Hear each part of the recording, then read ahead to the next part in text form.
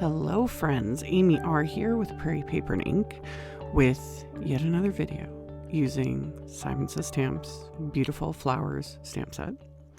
For those new to my channel or that don't watch all my videos, I'm kind of a little bit obsessed with this stamp set. This was the very first huge floral stamp I got however many years ago. I don't remember. I've done many videos, more than 24 videos using this set. I will have a link to that playlist that has all those videos at the end of this one if you want to check it out if you haven't seen them. And these cards you could do with this set, with any large floral set, because now there's so many. Which again, if you guys watch my videos, you know I have a soft spot for large floral images. But you could do that. You could also use like background stamps. Geometric backgrounds would look amazing. So anyhow, let's get into what I've had this idea mulling around in the back of my head. I was going to ink blend panels and then do the stamping. And then I was like, why don't I use these color blend panels from Simon that are already done for me? Saves me the time and effort. Because you guys know, these are, I treat these like I do with pattern paper. I just hoard it now, but I pulled three pieces out. You could use a whole pack and make 8 cards. That'd be great. I just did 3, but the whole setup is here. So I lined up, I used my sticky grid, my Simon, there's a specific name for it, stamp and stencil mat. And I put it in my MISTI. I lined up the A2 panel, lined up my stamp. I removed the panel from the sticky mat. I do not like applying anti-static powder to anything on top of the sticky mats because the anti-static powder will then get into the sticky parts and remove the stick, So once I had everything lined up, I just took the panels out and I used my anti-static powder tool on all of them, put the first panel back in, inked up the stamp with clear embossing ink and stamped. And then the beauty of this is I could just flip it around and repeat the process so I get it stamped on both sides of each of these panels, which game changer. Love. Because it used to be you'd have to do a lot more fiddling, and I have in old videos shown like how much I have to fiddle to like move things around and be able to restamp, and what if you don't stamp it properly, all the things. So after I'd stamped it twice, again, I removed it from the stamp and stencil mat because I didn't want to pour embossing powder over all of that and get it all, it would get all stuck in the sticky mat. So you just fold the sticky mat basically kind of on itself, and the cardstock basically, for the most part, just pops right off. So then coated it with detail white embossing powder. Metallics would also look really pretty on this, like silver, gold would look amazing. If you're feeling adventurous, black would look fabulous. Or you could stamp it in black and then heat emboss it. I went with white. Because again, this was like kind of the idea going through my head with what I was going to do with the color blending. So I just embossed it with white. So the beauty of this whole thing is this is actually pretty simple. With these panels, you don't have to do any color blending. Once you've stamped the images, there's no actual coloring. It's simple. However, you can just color blend some A2 pieces of cardstock with your favorite inks, and you would just have to let them make sure they're really dry. Like that's the thing, is you just have to make sure they've had enough time to dry before you start doing any embossing, because it's amazing how even with a ton of anti-static powder, sometimes when you've done ink blending, if it ain't dry, the emboss powder just clings to everything. Another thing you can do is ink blend and then use like the microglaze on top, and same thing, like heat the microglaze and then let everything really, really dry. Be very generous with your embossing tool. But those are all steps that are just a little more involved. Still easy, just a little more involved. This just saved me like a ton of hassle. And I was able to do, 3 cards in one sitting. And yeah, I'm doing birthday cards again. I haven't been doing them for a really long time. I don't know. I don't know what it is. I think just more so because I get more use out of like thank you cards and thinking of you and like friendship type cards. But I do this as a job. I do like giving more ideas. Plus it's like those times where I actually do need a birthday card, and I'm like, I have none. Ugh. So I'm building up my stash. So I kept repeating the process. You could stamp these, and like all 3 panels, you could stamp them, coat them with emboss powder, set them aside, and then heat emboss them all at the same time. Like that works fine. The only reason I didn't do that is because it's pretty much guaranteed I would have like dropped something on them, or, you know, got my elbow in it. You know what I mean. So I melted each one with my heat tool and then set it aside. Just, it was safer that way. So then my next step is a bunch of die cutting. I don't think I've ever shown this on my channel. I've shown this to my Patreon supporters because I do like private videos and stuff on there. But this is the Griffin EMPRESS Mini. It took me a while to get my hands on one. Simon Says Stamp started carrying this one and the big one. This is the little one. This is the baby one, even though it's still a good size. I got this couple months ago. I'm honestly not exactly sure. I have been using it a while off camera.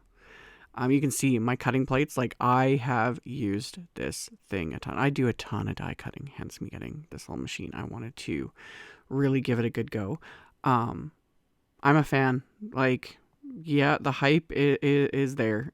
I'm quite enjoying this machine, and I have been using it a lot. And for this one, the little one, I like keeping this one on my desk. You guys don't see me die cut very much anymore because I just don't have space. I keep my die cut machine behind me where the camera isn't. But yeah, with this I can start showing a little bit more, you know, because it's got this little handle. I can just pull it over. The other little thing I like to do quite often is I have my Spellbinders tool-in-one. It's just got the little, you know, bristles on it. And after I've die cut things, especially like sentiments or more intricate wafer dies, after I've die cut, I flip it over and I just kind of run the tool-in-one, as you can see, like side to side across the back. This helps, it helps kind of loosen the die cuts from the cardstock, and it also helps to remove a lot of the little, you know, we get those little paper splinters and feathery edges. That happens a lot. And this is one of the ways to sort of alleviate that. Another is when you use fresh die cutting plates. But I'm just like the rest of y'all. I will use these die cutting plates until there is nothing left of them. Like 100%. Like, you will not be able to see through them when I am done with them. But that is one way also. And another little tip is sometimes I'll use my blue painter's tape that you guys see me use when I'm doing watercoloring. I'll wrap that around my fingers and press that to the back of die cuts if they're, you know, feathery and that sort of a thing. That works really well. And my third tip is I have a clean toothbrush, and I'll use that sometimes too. It just depends. It depends on the day. It depends on the cardstock, the die cut. You know, some days everything's great, and other days I die cut and every little piece is feathery, and it's like, why? You know, it's annoying. But all the little tricks, they work. And then I go on about my day. So, just like I do with everything, I did all my die cutting at once. I saved the dots for the eyes, stuck them in my little triangle tray so I don't lose them, because they always get caught on my sweaters and things. And yes, it is the end of April. I still wear sweaters. I live in Saskatchewan, for those that aren't aware, and I work out of my garage. And yes, I have a garage heater. My microphone is probably picking it up right now. We're finally starting to see spring. Finally here, but I wear sweaters like 6 to 9 months out of the year when I'm working out here, and sweatpants, pajamas. You know, that's also why you guys don't see my face hardly ever. I'm in pajamas, man. Anyway, after I assembled all the die cuts, I stacked them. You could always skip that step. I personally love the dimension it gives. So I stacked 2 layers of the white cardstock, and then the top layer of all my die cuts with that. It's the big happy birthday die that Simon just came out with, is white glitter paper, which you'll see better in the photos at the end. So I did all that step at once. And then I had left the stamp in my MISTI. I was taking my card bases, folding them inside out, and I used just a little tape, a little Easy C tape to hold the card bases closed. And then I was lining it up again in the center of the stamp and stencil mat. And then I was inking up the stamp with 2 different colors of Simon's Positively Saturated inks. And I just chose colors that went with each of the panels that I chose, because of course it's all Simon brand products, so they make everything matchy. So the first blend was bubblegum and melon ink. And then for this panel, this one was this one was seafoam and marine. And I just tapped it onto the stamp. I didn't bother like trying to blend the colors in between because it's going on the inside. It just adds that little extra something, and they will smooth out a tiny bit more as they dry. And then the final blend is celery and tide pool. And like always, I'll have links to everything in with the supplies. So in between each card base on the inside, I would just clean off the stamp, put in the new card base, ink it up with the two colors, stamp it onto what will be the inside of the card. And this, again, you could do this, with different colors of ink.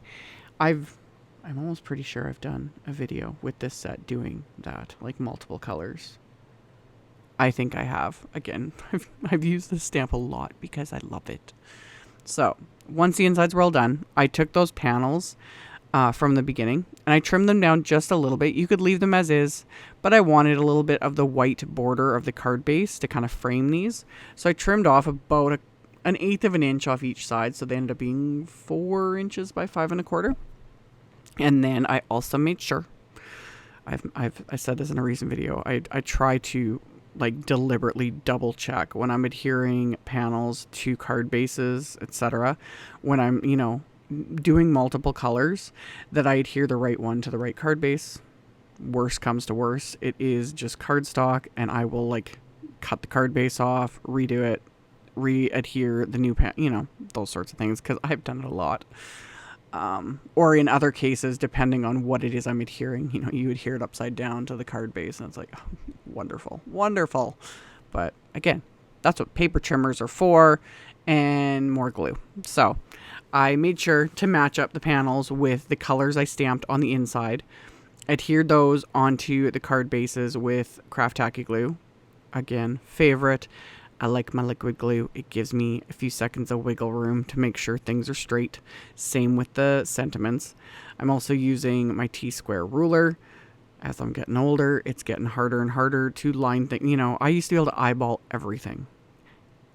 But I've also been making cards for like 20 years. So what was working for me 20 years ago, obviously, isn't going to keep working for me as I get older.